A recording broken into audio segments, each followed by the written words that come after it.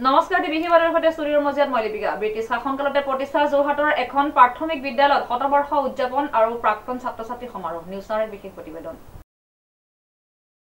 1998 চনত অৰ্থাৎ ভাৰত স্বাধীনতা লাভৰ প্ৰায় 50 বছৰ আগতেই প্ৰতিষ্ঠিত হৈছিল যোৰহাট কাকজান বনগাঁও অঞ্চলৰ 8 নং বনগাঁও প্ৰাথমিক বিদ্যালয়। সেই সময়ত অঞ্চলটোৰ শিক্ষা ক্ষেত্ৰত এক নতুন দিশ পাল্টোৱা পদক্ষেপ হিচাপে বিদ্যালয়খন গঢ় লৈ উঠে। বহু দূৰ দূৰণিৰ পৰা ছাত্ৰ-ছাত্ৰীসকলে আহি ইয়াত অধ্যয়ন কৰিছিল। বিদ্যালয়খন গঢ়ি তোলা শিক্ষাৰ জ্যোতিষ্মান পথত অঞ্চলটোক আগুৱাই আনিবলৈ বিশেষ ভূমিকা পালন কৰিছে। আজিও বিদ্যালয়খন অসংখ্য সফল মানৱ সম্পদ গঢ়ি তোলাত গুৰুত্বপূৰ্ণ অৱদান ৰাখিছে। আজিৰ এই শতবৰ্ষ আৰম্ভণি অনুষ্ঠানত বিদ্যালয়খনৰ বাবে এক ঐতিহাসিক মুহূৰ্ত হৈ পৰিছে। বিদ্যালয়ৰ প্ৰাংগণত এক বৰ্ণাঢ্য অনুষ্ঠানৰ আয়োজন কৰা হয়। পতাকা উত্তোলনৰ মাজেৰে অনুষ্ঠানটো আৰম্ভ কৰা হয় আৰু পাছত অনুষ্ঠিত হয় সাংস্কৃতিক কাৰ্যসূচী, স্মৃতি ভাগ বতৰা আদি। অনুষ্ঠানত মুখ্য অতিথি হিচাপে উপস্থিত থকা যুৱ নেতা বিকাশ শইকীয়াৰ লগতে স্থানীয় বিশিষ্ট ব্যক্তি, সমাজকৰ্মী, বিদ্যালয়ৰ শিক্ষক শিক্ষয়িত্ৰী, বৰ্তমানৰ ছাত্ৰ-ছাত্ৰী, অভিভাৱকসকল আৰু প্ৰাক্তন ছাত্ৰ-ছাত্ৰীসকলে বৃহৎ সংখ্যক অংশগ্ৰহণ কৰে। বিদ্যালয়খনত শতবৰ্ষ উপলক্ষে গঢ়ি উঠে এক আনন্দময় আৰু গৌৰৱময় পৰিৱেশ।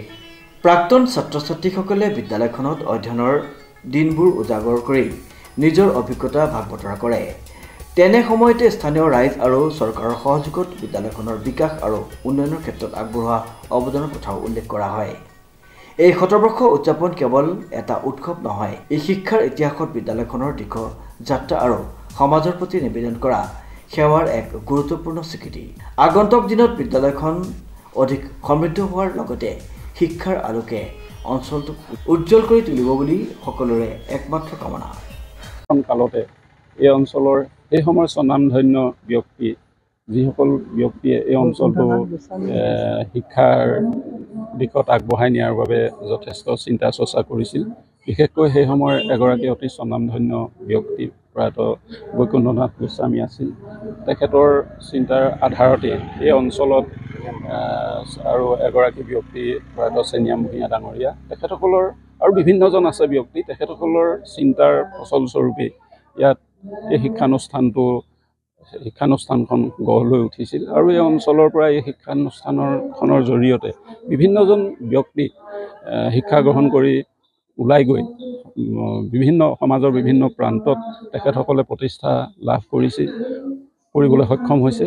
আৰু বৰ্তমানো এই অঞ্চলত আমাৰ যিসকল ইয়াতে শিক্ষক আছে, সমাজ সচেতন ব্যক্তি আছে, তেখেতসকলৰ প্ৰচেষ্টাত অনুষ্ঠানটো খুব সুন্দৰভাৱে চলি আছে।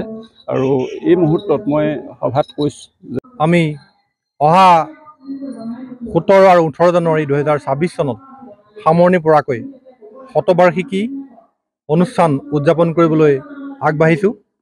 তদুপলক্ষে আজি আমাৰ সমগ্ৰ অনুষ্ঠানটোৰ আজি শুভাৰম্ভণি অনুষ্ঠান আজি ইতিমধ্যে মুকলি সভা হৈ আছে। আমন্ত্ৰিত বিশিষ্ট ব্যক্তিসকলে আহি সভাত অংশগ্ৰহণ কৰিছে। বনগাঁওবাসী ৰাইজৰ লগতে কাকজানবাসী ৰাইজৰ সহযোগত এই অনুষ্ঠান আজি ৰাইজৰ মাজলৈ আমি আনুষ্ঠানিকভাৱে আগবঢ়াই দিছোঁ। আৰু এই বৃহৎ কাৰ্যসূচী ভাগত যিহেতু আমাৰ সকলো প্ৰকাৰৰ সহযোগিতা, আৰ্থিক সহায়, পৰামৰ্শ, দিহা পৰামৰ্শ আদি কৰি সৰ্বতো প্ৰকাৰৰ সাহায্য আশা কৰি আমি আজি অনুষ্ঠানটি অনুষ্ঠিত কৰিছোঁ। ইতিমধ্যে আমি আপোনালোকে জানিছে যে ইতিমধ্যে এইখন ঐতিহাসিক এখন বিদ্যালয়, যিখন কাকজান বনগাঁও অঞ্চলত আজি প্ৰায় 125 বছৰ আগতে স্থাপিত হৈছিল। ব্ৰিটিছ শাসনকালৰ পৰা এই বিদ্যালয়খনে ক্ৰমানুগতভাৱে আজি যি বিদ্যাৰ পোহৰ বিলাই পেলাই সমাজখনলৈ যি অৱদান আগবঢ়াই আহিছে, তাৰ পৰিপ্ৰেক্ষিতত আমি শতবৰ্ষ অনুষ্ঠানটো আজি পতা অলপ কিছু দেৰি হৈছে যদিও আমি এটা হৈছে যে শতবৰ্ষ অনুষ্ঠানটো ৰাইজৰ সহযোগিতাত, অঞ্চলবাসীৰ সহযোগিতাত, সমষ্টিবাসীৰ সহযোগিতাত আমি পাতিবলৈ আয়োজন কৰিছিলোঁ। আৰু এটা আমাৰ ঐতিহ্যপূৰ্ণ বিষয় এইটো কাৰণেই যে এটা ইতিহাস গঢ়িবলৈ আমি গৈ আছে এই বিদ্যালয়খনে। যিহেতু এই বিদ্যালয়খনতকৈ পুৰণি বিদ্যালয় অসমত বা অসমৰ বিভিন্ন প্ৰান্তত খুব কম বিদ্যালয় ওলাব। এই বিদ্যালয়খনৰ পৰা অসমৰ ডিজিপ বৰাৰ ৰিপৰ্ট, নিউজ নাও।